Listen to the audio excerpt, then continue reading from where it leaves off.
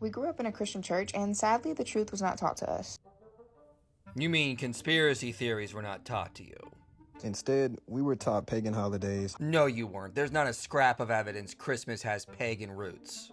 It's no coincidence that December 25th was originally a festival for not one, not two, but three different gods. Okay.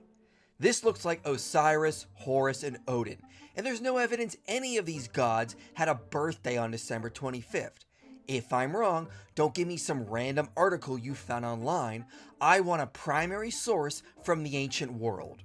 Besides that, there's the pagan traditions. No, there aren't. The idea of bringing evergreen trees indoors representing new life and fertility to those who worship these false gods. They would even decorate their tree as offerings to different spirits. There is no evidence for this. The Christmas tree dates back to the Middle Ages in Alsace, France, and no historian has found pagan roots for it. In fact, it most likely has a Christian origin.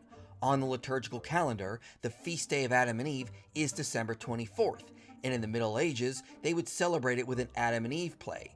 Since there weren't many trees available, they would get a evergreen tree decorated with apples, and they called it the paradise tree, and it was used in the play.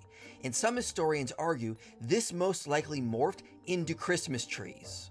But even if you don't accept that, Christmas trees don't date back to paganism. They started showing up in the Middle Ages in Alsace, France, not in ancient pagan traditions. So our family has learned to stick to feast days that are found in our scripture. No one cares. You can celebrate what you want, but stop using lies to scare other Christians away from celebrating Christmas. There's nothing sinful about harmless Christmas customs. The 1st and 8th day shall be holy, and you shall do no work on them. You shall keep the feast for 7 days forever, throughout all generations. Are you bringing greenery into your dwelling place? I thought we couldn't do that on Christmas because it was pagan.